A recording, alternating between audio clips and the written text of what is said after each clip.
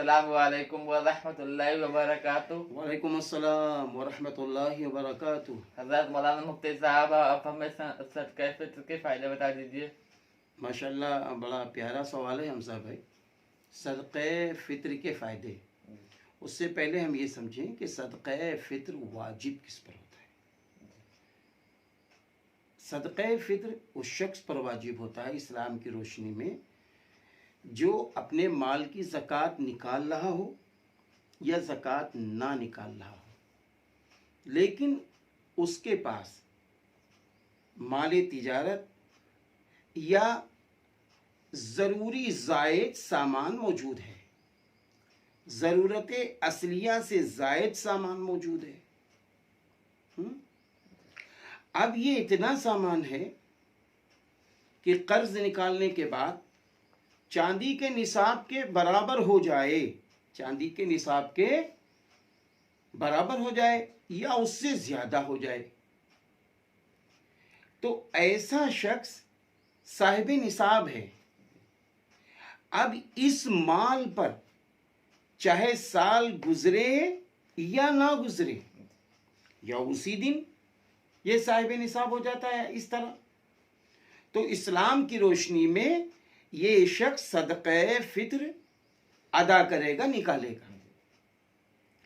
अब सदक़े फ़ित्र मर्द अपनी तरफ से निकाले और अपनी नाबालिग औलाद अगर साहिब निसाब है तो उसके माल से, अगर साहिब निसाब नहीं है तो अपने माल से निकाले।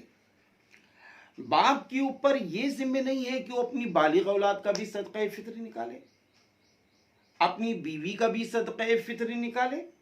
हाँ, अगर वो निकालना चाहता है तो वो निकाल सकता है, लेकिन इन हजरात को मालूम होना चाहिए कि सदक़े फ़ित्र निकाला जा रहा है, फला साहब निकाल। बीवी अपना सदक़े फ़ित्र निकाले, क्योंकि उसके पास जो बाप की तरफ से जेवर होता है, और इसी तरीके से आप देखिए हमजा भाई, उसके शौहर उसको मेहर में जेवर देते हैं, और कुछ ऐसा भी जेवर होता है जो शौहर उसको मालिक बना देता है, तो ये भी खातून साहिब निसाब हो जाती हैं। इनके ऊपर भी वही मसला है कि साल गुजरे या ना गुजरे, अब ये भी सदक़े फ़ित्र अदा करें। सदक़े फ़ित्र का फ़ायदा अभी जो आपने फरमाया, देखिए सदक़े फ़ित्र का फ़ायदा ये है कि आप सल्लल्लाहु अलैहि वसल्लम का इरशाद गिरामी कि रमज़ानुल मुबारक में रोज़ों में जो लग़्व और बकवास की गुफ्तगू और ऐसे मायूब जो काम हुए हैं, तो सदक़े फ़ित्र उसका कफ़ारा बन जाता है। माशाअल्लाह, कितनी बड़ी बात है, सदक़े फ़ित्र उसका कफ़ारा बन जाता है। और दूसरे जो मिस्कीन लोग हैं, गरीब लोग हैं, उनके चेहरों पर रौनक लाने के लिए, उनको खुश करने के लिए कि ईद के दिन वो भी खुश हो जाएं, तो उनकी मदद का जरिया भी सदक़े फ़ित्र बन जाता है। मदद का जरिया भी सदक़े फ़ित्र बन जाता है। इसीलिए तो ये बात फरमाई गई कि सदक़े फ़ित्र ईद की नमाज से पहले निकाल दे। अब कोई शख्स रमज़ान के शुरू हिस्से में निकाल दे, निकाल सकता है, उसको दोबारा देने की ज़रूरत नहीं। ईद की नमाज से पहले पहले सदक़े फ़ित्र निकालना चाहिए। और इसी तरह सदक़े फ़ित्र जब निकाल रहा हो तो उसके अंदर खुशी हो, उसके अंदर खुशी हो कि हम अल्लाह की रज़ा के लिए निकाल रहे हैं। अल्लाह ने हमको उस लायक बनाया है, साहिब हैसियत बनाया है। ये अल्लाह ताला का फ़ज़्ल है, अल्लाह ताला का एहसान है कि आज हम गरीब की मदद कर रहे हैं। रही बात इसकी कि सदक़े फ़ित्र कितना निकाले, एक सवाल है। तो आधा सा गेहूं और एक सा जौ निकाल सकता है, या गेहूं निकाले या एक सा जौ निकाले या एक सा किशमिश निकाले या एक सा खजूर निकाल दे। अब ये आधा सा 1 किलो 633 ग्राम, बाज़ हज़रात ने कुछ ग्राम बढ़ाया, जिसको अब ये कहा जाता है 1.25 किलो निकालो गेहूं। कितना निकाले? 1.25 किलो गेहूं। अब जब 1.25 किलो हम गेहूं निकालते हैं تو ہمارا صدقہ فطر ادا ہو جائے گا۔ اب یہ 1.25 کلو بالغ کے لیے بھی ہے اور 1.25 کلو نابالغ کے لیے بھی ہے، دونوں کے لیے ہے، دونوں کے لیے ہے۔